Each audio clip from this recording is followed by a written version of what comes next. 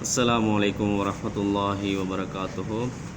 Alhamdulillah wahda wassalatu wassalamu ala rasulillah Muhammad ibn Abdullah wa ala alihi wa ashabihi wa atba'ihi wa ahli baitihi ajma'in amma ba'd. Faqad qala Allah ta'ala fi mahkamit tanzil a'udhu billahi minash shaitanir rajim bismillahir rahmanir rahim. والذين يتوفون منكم ويذرون أزواجا وصية لأزواجهم إلى آخر الآية صدق الله مولانا العليم. மேலான அன்புக்குரிய சகோதரிகளே, அன்புக்குரிய தாய்மார்களே, அதாவது இன்றைய தினம் இந்த நேரலையினூடாக ஒரு முக்கியமான ஒரு தலைப்பில் பேசலாம் என்று நினைக்கின்றேன். அதாவது எங்கள் அனைவருக்கும் தெரியும், ஒரு கணவன் மௌத்தாகிவிட்டால் ஒரு மனைவி கணவன் தன்னுடைய மனைவியை தலாக் சொல்லிவிட்டால் இத்தா என்பதை அனுஷ்டிக்க வேண்டும். அந்த இத்தா என்றால் என்ன, யார் இத்தா இருக்க வேண்டும், எவ்வளவு காலம் இத்தா இருக்க வேண்டும் என்பதை பற்றி சற்று அலசி ஆராய்ந்து பார்க்கலாம் என்று நான் நினைக்கின்றேன். அன்புக்குரியவர்களே, இத்தா என்ற விடயம் அல் குர்ஆனில் அதிகமான இடங்களில் அல்லாஹ் கூறியிருக்கின்றான். அதாவது ஒரு சில இடங்களை மாத்திரம் நான் கூறுகின்றேன். இன்ன இத்தத்த ஷுஹூரி இந்தல்லாஹ், அதாவது மாதங்களில் அல்லாஹ்விடத்தில் 12 மாதங்கள் இருக்கின்றன. இன்ன இத்தா, அந்த இத்தா என்ற சொல் அரபு சொல் வருகின்றது.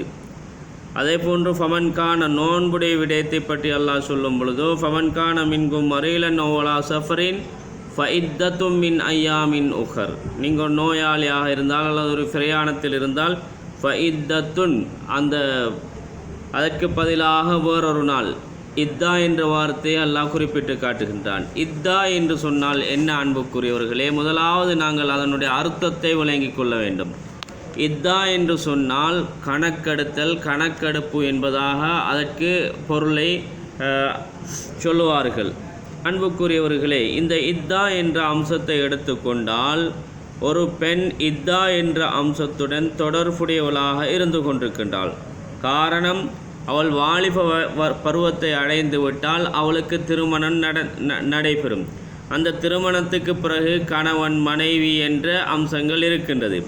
அதற்கு பிறகு கணவனும் மனைவியும் திருமணம் முடித்ததற்கு பின்னால் கணவன் மௌத்தாகிவிட்டால் அந்த வஃபாத்துல் இத்தா, அதாவது கணவன் மரணித்ததற்காக வேண்டி அவள் இத்தா இருக்க வேண்டும், கவலை அனுபவிக்க வேண்டும், துக்கம் அனுஷ்டிக்க வேண்டும்.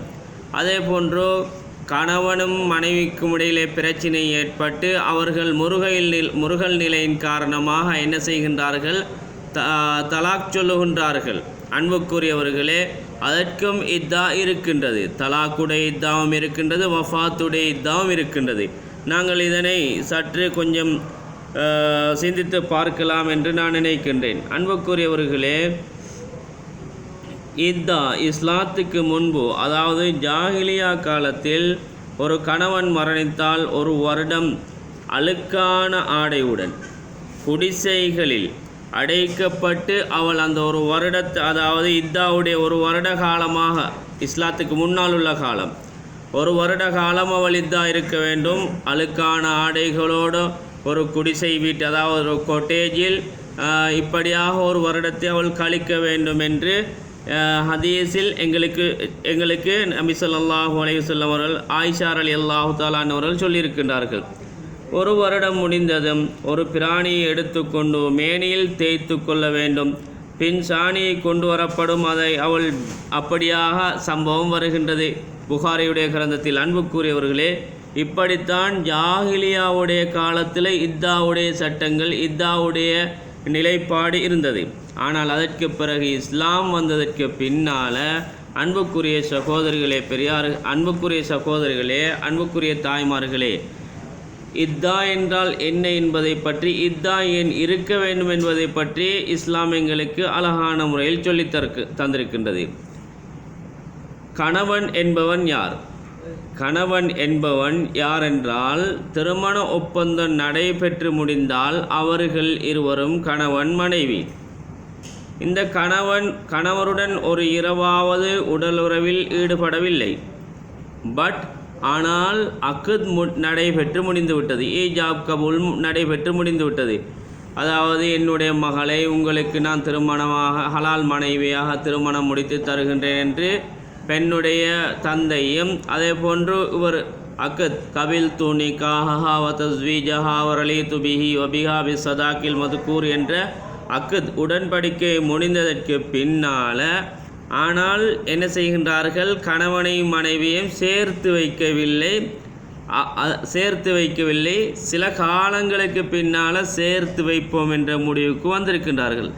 அந்த நேரத்தில் அன்புக்குரியவர்களே என்ன செய்கின்றார், கணவன் ஏதோ நோய்வாய்ப்பட்டோ அல்லது மௌத்தாகிவிட்டான் என்று வைத்துக்கொள்வோம். அந்த மனைவி இத்தா இருக்க வேண்டுமா என்று கேட்டால் கட்டாயம் அவள் இத்தா இருக்கத்தான் வேண்டும். அதுதான் இஸ்லாம் சொல்லுகின்றது. அன்புக்குரியவர்களே, கணவனுடைய மனைவியுடைய ஈஜாப் கபூல் எல்லாம் நடைபெற்று முடிந்து விட்டது. ஆனால் கணவனையும் மனைவியும் சம்பிரதாயபூர்வமாக நாங்கள் சேர்த்து வைக்கவில்லை. அதற்கிடையிலே கணவன் மௌத்தாகிவிட்டான். அன்புக்குரியவர்களே, ஆனாலும் அவள் இத்தா இருக்க வேண்டும் என்பதை இஸ்லாம் சொல்லுகின்றது. அது மாத்திரமல்ல, கணவனுடைய சொத்துக்கும் அவளுக்கு உரிமை இருக்கின்றது, உரித்துடையவள் என்பதையும் இஸ்லாம் சொல்லித் தருகின்றது. எந்த அளவுக்கு நபி ஸல்லல்லாஹு அலைஹி வஸல்லம் அவர்கள் சொன்னார்கள் என்றால், ஒரு மனிதன் மௌத்தாகிவிட்டால், ஒரு ஆணோ பெண்ணோ மௌத்தாகிவிட்டால் 3 நாட்களுக்கு மேலால் துக்கம் அனுஷ்டிக்க முடியாது என்பதாக இஸ்லாம் எங்களுக்கு சொல்லித் தருகின்றது. லா யஹில்லுல் இம்ராத்தின் துமினு பில்லாஹி வல் யௌமில் ஆகிர், யார் அல்லாஹ்வையும் மறுமை நாளையும் விசுவாசம் கொண்டிருக்கின்றார்களோ அவர்கள் 3 நாளைக்கு மேலால் துக்கம் அனுஷ்டிக்க முடியாது. ஆனால் இல்லா அலா ஜௌஜின், கணவன் மௌத்தாகிவிட்டால் அந்த மனைவி 4 மாதமும் 10 நாளும் துக்கம் அனுஷ்டிக்க வேண்டும், இத்தா இருக்க வேண்டும் என்பதை இஸ்லாம் எங்களுக்கு அழகான முறையில் சொல்லித் தந்திருக்கின்றது. அன்புக்குரியவர்களே, கணவன் மௌத்தாகிவிட்டான் என்று வைத்துக்கொள்வோம். கணவனும் மனைவியும் ஒரு வீட்டில் வாழுகின்றார்கள் என்று வைத்துக்கொள்வோம். இப்பொழுதோ மனைவி எங்கே இத்தா இருக்க வேண்டும் என்ற கேள்விக்கு வந்தால், எங்கே கணவனும் மனைவியும் குடி புகுந்தார்களோ, எந்த வீட்டில் இருந்தார்களோ அந்த வீட்டில்தான் அவர்கள் இத்தா இருக்க வேண்டும் என்பது ஏகோபித்த முடிவாக இருந்து கொண்டிருக்கின்றது. ஏன் அவர்கள் இத்தா இருக்க வேண்டும்? கணவன் மௌத்தாகிவிட்டால் ஏன் மனைவி இத்தா இருக்க வேண்டும்? இத்தா இருப்பது பெண்களுடைய நலவுக்காக வேண்டித்தான். இத்தா இருப்பது அந்த மரணித்த கணவனுடைய மனைவியுடைய நலவுக்காக வேண்டித்தான் இத்தா இருப்பது. அவள் ஏன் இத்தா இருக்க வேண்டும் என்றிருந்தால், அன்புக்குரியவர்களே, இப்போ விடயத்துக்கு வருவோம். ஏன் இத்தா இருக்க வேண்டும்? கணவன் மௌத்தாகிவிட்டான். தான் ஒரு வாலிப பெண்மணியாக அவள் இருக்கின்றாள், வாலிப பெண்ணாக இருக்கின்றாள் என்று வைத்துக்கொள்வோம். அவளுக்கும் ஆசாபாசங்கள் இருக்கின்றது. அவளும் 2வது மறுமணம் செய்ய வேண்டும் என்ற நிலைப்பாட்டில் வீட்டார்களும் இருப்பார்கள். அவளும் ஆசைப்படலாம், மனிதன் தானே, ஆசைப்படலாம். அதனால தான் இஸ்லாம் சொல்லுகின்றது, நீங்கள் 4 மாதமும் 10 நாளும் இத்தா இருந்ததற்கு பின்னால் அவர்களுக்கு திருமணம் முடிக்கலாம்.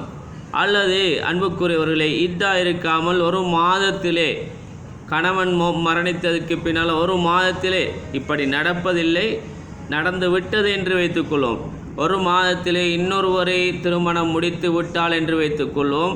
அதற்கு பின்னால் பிறக்கக்கூடிய குழந்தை, அவளுடைய கருவிலே தரிக்கக்கூடிய குழந்தை என்னுடையதா, அதாவது புதிய கணவனுடையதா அல்லது மரணித்த கணவனுடையதா என்ற பிரச்சினை அந்த புதிதாக முடித்த கணவனுக்கும் அந்த மனைவிக்கும் இடையிலே தகராறு பிரச்சினை வரலாம். அதனால தான் இஸ்லாம் சொல்லுகின்றது, கணவன் மௌத்தாகிவிட்டால் நீங்கள் 4 மாதமும் 10 நாளும் இத்தா இருந்ததற்கு பின்னால் உங்களுக்கு திருமணம் முடித்து கொள்ளலாம் என்ற விடயத்தை இஸ்லாம் அழகான முறையிலே சொல்லித் தருகின்றது.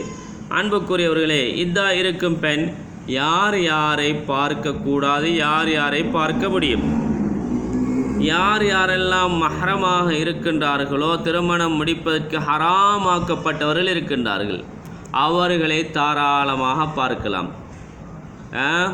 யார் யாரெல்லாம் திருமணம் முடிப்பதற்கு ஹராமோ அவர்கள் எல்லோருடையும் திரைமறைவின்றி பார்க்கலாம், பேசலாம், கதைக்கலாம் என்று இஸ்லாம் சொல்லித் தருகின்றது. உதாரணமாக தன்னுடைய சகோதரியுடைய கணவன் மௌத்தாகிவிட்டான்,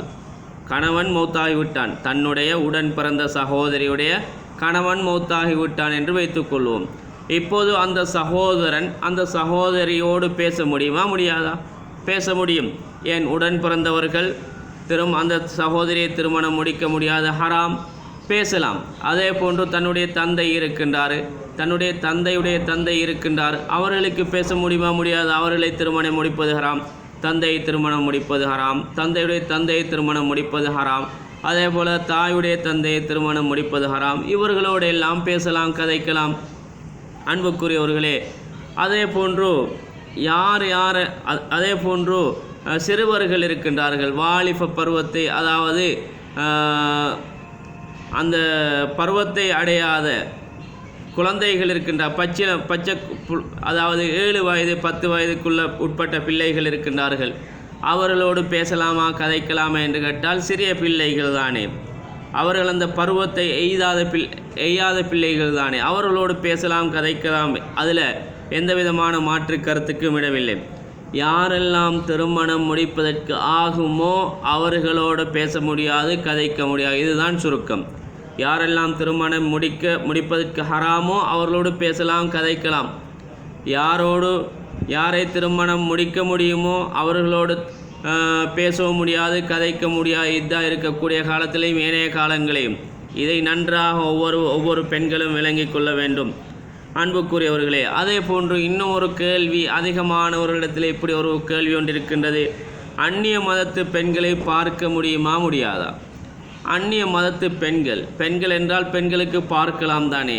அந்நிய மதம் இஸ்லாம் அப்படி ஒன்றும் இஸ்லாம் சொல்லவில்லை. அந்நிய மதத்து பெண்களோடு நீங்கள் பேச வேண்டாம் இதா இருக்கும் பொழுது என்று இஸ்லாம் சொல்லவில்லை. நீங்கள் இதா இருக்கின்றீர்கள், உங்களை நலம் விசாரிப்பதற்கு தூரத்திலிருந்து மாற்று மதத்து பெண்கள் வருகின்றார்கள், அவர்களோடு தாராளமாக பேசலாம். எந்த மாற்று மதத்து பெண்கள் வந்தாலும் தாராளமாக பேசலாம். இஸ்லாமியம் எந்த பெண்கள் யார் வந்தாலும் பேசலாம். அதில் எந்த விதமான விதிவிலக்கும் இல்லை என்பதை இஸ்லாம் அழகான முறையில் சொல்லித் தருகின்றது. இந்த நேரத்தில் ரெண்டு கேள்வி எழும்பலாம். கர்ப்பிணி தாய்மார்கள், பிரெக்னன்ட் உமன் கர்ப்பிணியாக இருக்கின்றால் அவர்கள் தன்னுடைய கணவன் மௌத்தாகிவிட்டான், அவள் எத்தனை மாதங்கள் இதா இருக்க வேண்டும்? அன்புக்குரியவர்களே, அவள் எத்தனை மாதம் இதா இருக்க வேண்டும் என்பதை குர்ஆன் அழகான முறையில் சொல்லுகின்றது. டில் பர்த், அதாவது உலாத்துல் அஹ்மாலி அஜலஹுன்ன ஐயலன ஹம்லஹுன்ன, அதாவது கர்ப்பிணியாக இருக்கின்றால் தன்னுடைய கணவன் திடீரென்று மரணித்து விட்டான். ஆனால் அவர்களுடைய இத்தா காலம் 4 மாதங்களும் 10 நாளும் அல்ல. அவர்களுடைய இத்தா காலம் பிள்ளை பிறந்ததோடு அவர்களுடைய இத்தா காலம் முடிந்துவிடும் என்று குர்ஆன் எங்களுக்கு அழகான முறையில் சொல்லுகின்றது. அன்புக்குரியவர்களே, இப்போ உதாரணமாக வைத்துக்கொள்வோம். தன்னுடைய கணவன் மௌத்தோ 1 மாதத்தில் அல்லது 15 நாளில் குழந்தையை பிரசவித்து விட்டாள், அவளுடைய இத்தா முடிவடைந்து விட்டது. அல்லது கணவன் மௌத்தோ 10 மாதத்துக்கு பின்னால் தான் அவளுக்கு குழந்தை கிடைக்கும் என்றிருந்தாலும் அவள் 10 மாதம் அவள் இத்தா இருந்துதான் ஆக வேண்டும். அல்லது 2 உதாரணத்துக்கு இதெல்லாம், அல்லது 2 வருடத்துக்கு பின்னால் தான் குழந்தை கிடைக்கும் என்று ஒரு நியதி இருந்தால் அவள் அந்த 2 வருடம் இத்தா இருக்க வேண்டும். அதுதான் அவளுடைய இத்தாவுடைய சட்டமாக இருந்து கொண்டிருக்கின்றது. அதே போன்று தலாக் சொல்லப்பட்ட பெண்களும் இத்தா இருக்க வேண்டும். குர்ஆன் அழகான முறையில் சொல்லுகின்றது. இந்த தலாக்குடைய இத்தா, வஃபாத்துடைய இத்தா, இது 2ஐயும் ஒவ்வொருவரும் அழகாக விளங்கி வைக்க வேண்டும். வலில் முத்தல்லகாத் யதரப்பஸ்ன பிஅன்ஃபுஸிஹின்ன ஸலாஸத குரூ, அதாவது தலாக் சொல்லப்பட்ட பெண்கள் 3 மாதவிடாயுடைய காலம் அவர்கள் இத்தாவுடைய கடமையை அனுஷ்டிக்க வேண்டும் என்று குர்ஆன் எங்களுக்கு சொல்லுகின்றது. ஏன் அவள் இத்தா இருக்க வேண்டும்? தலாக் சொல்லப்பட்டதற்கு பின்னால், தன்னுடைய கணவனை தலாக் சொல்லப்பட்டதற்கு பின்னால் ஏன் அவள் இத்தா இருக்க வேண்டும்? அவள் மறுமணம் செய்ய வேண்டும், அவளுக்கு இன்னொரு கணவனுடைய தேவை இருக்கலாம், அவளுடைய ஆசாபாசங்களை நிறைவேற்றுவதற்கு இன்னொரு கணவனுடைய தேவைப்பாடு இருக்கலாம். அதனால் 3 மாதம் இத்தா இருந்ததற்கு பின்னால் அவளுக்கு என்ன செய்யலாம், திருமணம் முடிக்கலாம் வேறொரு கணவனை. இல்லாவிட்டால் உடனடியாக முடித்தால் அன்புக்குரியவர்களை அந்த இடத்திலே தான் பூதாகாரம், அந்த இடத்திலே தான் பிரச்சினைகள் ஏற்படுவதற்கு ஒரு சாத்தியக்கூறாக இருக்கலாம். ஏன், இது என்னுடைய பிள்ளையா, என்னுடைய மனைவியுடைய கற்பத்தில் தரித்தது என்னுடைய பிள்ளையா அல்லது முன்னால் உள்ள கணவனுக்குரிய பிள்ளையா என்ற பிரச்சனை அதிலும் பல பிரச்சனைகள் ஏற்பட்டு விபரீதங்கள் ஏற்படலாம். அதனால தான் இஸ்லாம் சொல்லுகின்றது, நீங்கள் உங்களுடைய மனைவியை தலாக் சொல்லிவிட்டால் மனைவி என்ன செய்ய வேண்டும், 3 மாதம் தலாக் சொல்ல வேண்டும், 3 மாதம் இத்தா இருக்க வேண்டும் என்று இஸ்லாம் சொல்லுகின்றது.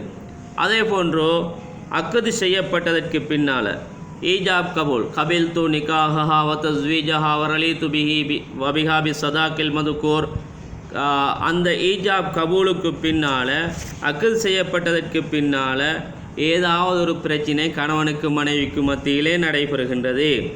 அன்புக்குரியவர்களே, அதற்கு பின்னால் தலாக் சொல்லப்பட்டால் இத்தா அவசியமில்லை என்பதைத்தான் குர்ஆன் சொல்லுகின்றது.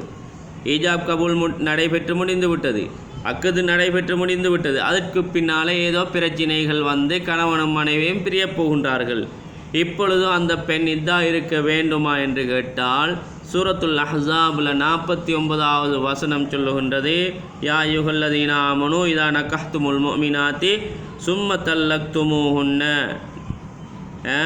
நீங்கள் தலாக் சொல்லப்பட்டு விட்டால் மின் கபலி அந்தமசூஹுன்ன, அந்த பெண்களோடு நீங்கள் உடலுறவு கொள்வதற்கு முன்னால் தலாக் சொல்லிவிட்டால் ஃபமாலக்கும் மின் இத்தத்தின் தத்தூனஹா, உங்களுக்கு இத்தாவுடைய கடமை அந்த பெண்களுக்கு கிடையாது என்பதை குர்ஆன் தெளிவாக சொல்லித் தருகின்றது. அன்புக்குரிய சகோதரர்களே, அன்புக்குரிய தாய்மார்களே, இந்த இத்தாவுடைய கடமை ஒவ்வொரு பெண்களும் கட்டாயம் அறிந்து வைத்திருப்பது கட்டாய தேவையாக இருந்து கொண்டிருக்கின்றது. இத்தா இருக்கும் பொழுதோ, இத்தா இருக்கக்கூடிய நேரத்தில் வெள்ளை ஆடையோடு தான் இருக்க வேண்டும் என்ற ஒரு கல்ச்சர் இருக்கின்றது. அப்படி இல்லை, கருப்பு இருட்டு அறையில் அடைத்து வைக்க வேண்டும், மெழுகுவர்த்தியை தான் பற்ற வைக்க வேண்டும், கண்ணாடி பார்க்கக்கூடாது, யாரும் இல்லாவிட்டால் அன்புக்குரியவர்களே கண்ணாடி பார்க்கக்கூடாது. இப்படியெல்லாம் மூடத்தனமான கருத்துக்கள் இருக்கின்றது. ஏன் கண்ணாடிக்கும் இத்தாவுக்கும் என்ன பிரச்சினை? அதே போன்று அவளுடைய ஆடைக்கும் அவளுக்கும் உரிய பிரச்சினை என்ன? அவள் எந்த ஆடையும் உடுக்கலாம். ஆனால் என்ன செய்ய வேண்டும் அன்புக்குரியவர்களே, a woman who is suffering from her husband's death, she should avoid adamant when she is sitting in idda. அதாவது அவள் இத்தாவில் இருக்கும்போது ஆடை அலங்காரங்கள், அதாவது கட்டாயம் அவளுடைய தங்க ஆபரணங்களோடு அவளை என்ன செய்யக்கூடாது, ஜோடிக்கக்கூடாது. நல்ல அடுத்தவர் பார்த்து கவரக்கூடிய முறையில் அவளுடைய இத்தாவை அவள் கழிக்கக்கூடாது என்பதைத்தான் இஸ்லாம் சொல்லுகின்றது. எந்த ஆடைகளை முடுக்கலாம், அவளுக்கு தேவை ஏற்பட்டால் வெளியே சென்று ஒருவரும் இல்லை அவளை பார்ப்பதற்கு, அவளுக்கு ஜீவனாம்சத்துக்கு கொடுப்பதற்கு யாரும் இல்லை, அவளுக்கு முறைப்படி இஸ்லாம் சொல்லக்கூடிய முறைப்படி சென்று சம்பாதிப்பதற்கும் அவளுக்கு உரிமை இருக்கின்றது, இல்லாமல் இல்லை. இஸ்லாம் அந்த அளவு உரிமைகளை கொடுத்திருக்கின்றது. அதே போன்று அவள் நோயாளியாக இருக்கின்றால் இதா இருக்கக்கூடிய காலத்தில் அவளுக்கு மருந்தெடுக்க வேண்டும், டாக்டரை சந்திக்க வேண்டும், முறைப்படி சென்று டாக்டரை சந்தித்து அவளுடைய நோயை சொல்லி மருந்தெடுப்பதற்கும் இஸ்லாம் அனுமதி அளித்திருக்கின்றது, இல்லாமல் இல்லை. அந்த நோயோடு மரணிக்கும்படி இஸ்லாம் சொல்லவில்லை. அன்புக்குரியவர்களே, இப்படியெல்லாம் இஸ்லாம் அழகான முறையில் இத்தாவுடைய விடயத்தை பற்றி சொல்லி தந்திருக்கின்றது. நான் கொஞ்சம் ஆங்கிலத்திலும் கொஞ்சம் பேசலாம் என்று நினைக்கின்றேன். My dear brothers and sisters, when a person loses a spouse, especially when they have been very close, it's a very difficult time. Life changes and so much happens suddenly, and everything feels like a huge burden on the shoulder. There are days of sadness and sorrow, days of crying, days of missing your spouse. So generally, Allah has kept a period for the woman known as Idda. Al-Idda meaning the waiting period or to creation extend the mourning period. The mourning period is generally 3 days, but when it comes to a wife, Allah says, we created you, we know how your system works, we know what you need, we don't want you to marry immediately after the demise of your spouse, we want you to wait for a period of 4 months and 10 days minimum. Why? Well, you should, because Allah is telling you that we want you to do this. There will be healing in that time. Nobody will be able to take advantage of you. You will begin to see things much more clear. You will be able to wind down the estate of your spouse. You will be able to adjust to this new life of yours, and you will be able to protect your life yourself from being taken advantage of your vulnerable times. மேலான அன்புக்குரிய சகோதரிகளே, அன்புக்குரிய தாய்மார்களே, இந்த விடயங்கள் இத்தாவுடைய விடயங்களை கட்டாயம் நீங்கள் ஒவ்வொருவரும் படிக்க வேண்டும், கட்டாயம் தெரிந்திருக்க வேண்டும். ஏதாவது கேள்விகள் தேவை என்றால் கமெண்டில் அழகான முறையில், கண்ணியமான முறையில், நாகரிகமான முறையில் கேட்டால் இன்ஷா அல்லாஹ் உங்களுக்கு அந்த கேள்விக்குரிய பதிலை இன்ஷா அல்லாஹ் கட்டாயம் தரப்படும். எனவே கமெண்ட் பண்ணக்கூடியவர்கள், உலமாக்கள் என்பவர்கள் எல்லாத்தையும் பேசலாம், நலவுகள் எல்லாத்தையும் சொல்லலாம், விபரீதங்கள் எல்லாத்தையும் சொல்லலாம், நலவு நஷ்டங்கள் எல்லாம் பேசலாம். அதற்காக வேண்டி உலமாக்கள் அரசியல் பேசக்கூடாது, அரசியல் பேசுபவர்கள் உலமாக்கள் அல்ல. ஒரு சில கமெண்ட்களை பார்க்கும் பொழுது, நான் அரசியல் பேசக்கூடிய நேரத்தில் ஒரு சில கமெண்ட்களை பார்க்கும் பொழுது ஒரு சிலர்களுடைய அநாகரீகமான முறையில் ப்ரூட்டல் கமெண்ட், அதாவது மிருகத்தனமான கமெண்ட்களை எல்லாம் பதிவிடுகின்றார்கள். இப்படியான கமெண்ட்களை இடுவது ஒரு பொருத்தம் இல்லை என்பதாக நான் நினைக்கின்றேன். ஏன், நான் ஒரு கட்சியை சார்ந்து பேசவில்லை, அவ்வப்போது நடக்கக்கூடிய விஷயத்தை பற்றி நான் பேசுகின்றேன். பேச வேண்டும் உலமாக்கள். ஏன் உலமாக்கள் அரசியல் செய்யக்கூடாதா? உலமாக்களுக்கு அரசியல் தேவையில்லையா? உலமாக்கள் அதனுடைய நலவு நஷ்டங்களை பேசலாம்.